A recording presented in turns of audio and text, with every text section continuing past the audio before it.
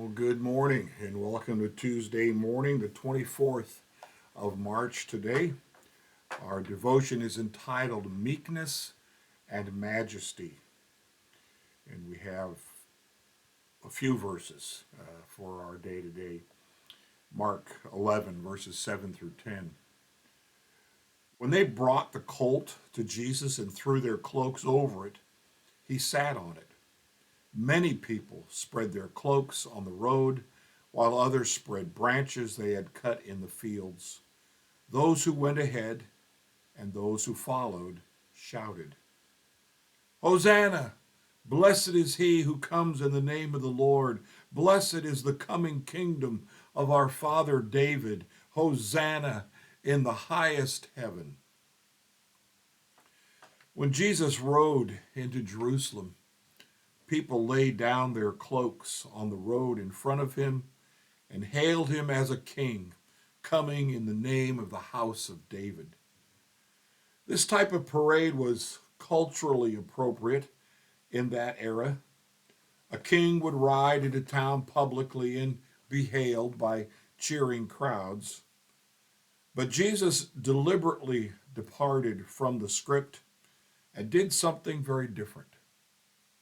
He didn't ride in on a powerful war horse the way a king would. He was mounted on a polos. They have that in italics. I guess it's a word that means a colt or a small donkey. Here was Jesus Christ, the King of authoritative, miraculous power, riding into town on a steed fit for a child or a hobbit. In this way, Jesus let it be known that he was the one prophesied in Zechariah, the great Messiah to come. Quoting from Zechariah 9:9, Rejoice greatly, daughter Zion. Shout, daughter Jerusalem. See, your king comes to you righteous and victorious, lowly, and riding on a donkey, on a colt, the foal of a donkey.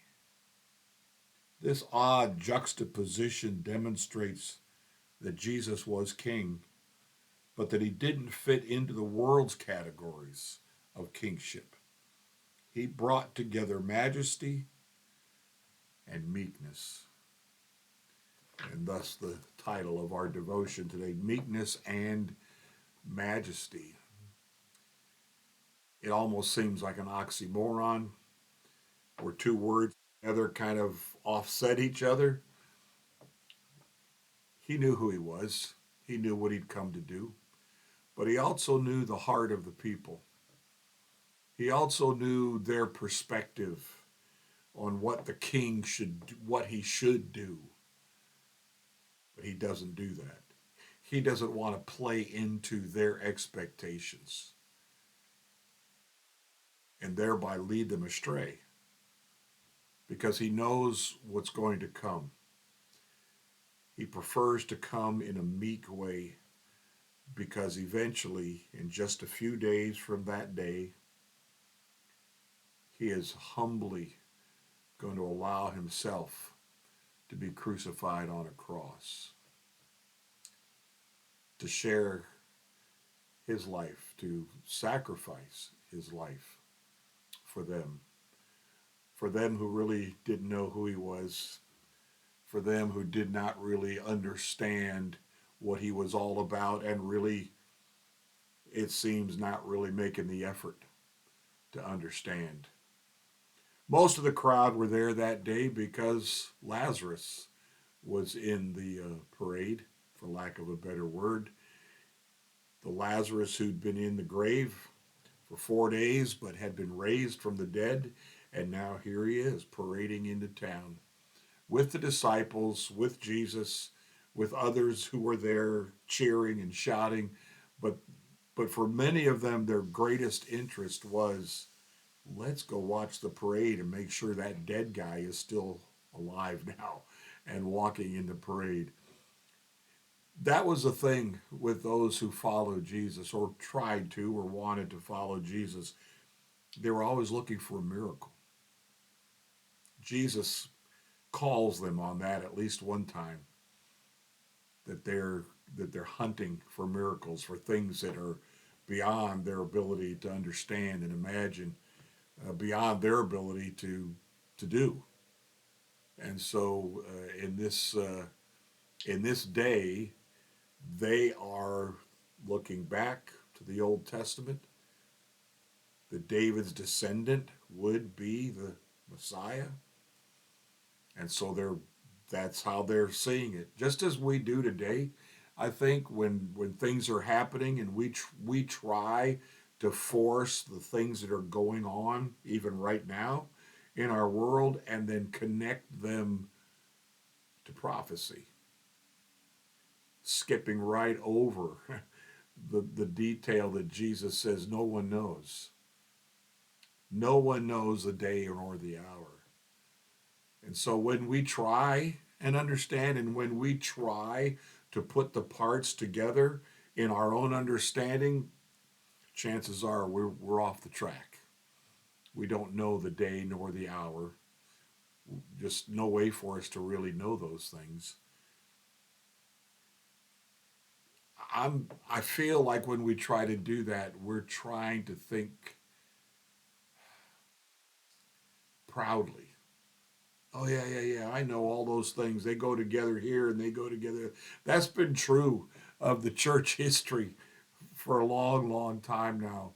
Individuals trying to shape their theology and make the Bible fit into their theology, especially when it comes to interpreting the book of Revelation and the Old Testament prophets as well. Daniel and Revelation jive together on quite a bit. But again, there's so much of it that's a mystery. In Revelation, there's so much language that's symbolic. It's not literal. There are not gates, pearly gates on heaven. There aren't streets paved with gold, literally. But we want to try and sound smart, and we listen to people who want to sound smart to us, and we wrap it up. Just as they're doing here this day, they're understanding, they're remembering Zechariah's prophecy from Zechariah 9:9, that your king comes riding to you on a donkey, on a colt, the foal of a donkey. That's been predicted. It's happening, literally happening in that day. And Jesus is revealing his meekness. Otherwise, he's not doing that. And otherwise, he's not headed to the cross either. So blessings to you today. Just remember that. Just remember how Christ-like it is to be meek. Those are the ones he invites to him. Come unto me, all you who are weak and heavy laden, and I will give you rest. Matthew, toward the end of Matthew 11 there. It's better to be meek. If we act pridefully, if we act like we know everything, we're going to turn people off. They won't want to hear anything we have to say because we've acted in a way that says, I'm always right. I know, I understand all of these things. And it turns people off. Better to be meek, just like Jesus, so that people are drawn and they want to hear. They recognize your character in being meek and not being bold and prideful. Matter of fact, God's not too big on that either. He resists the proud, but gives grace to the humble. That's repeated at least 3 times in the scriptures. It starts in the Old Testament, but it gets repeated in the New Testament as well. Being meek is what we want to be. Humble people is what we want to be. Again, blessings to you today on this Tuesday.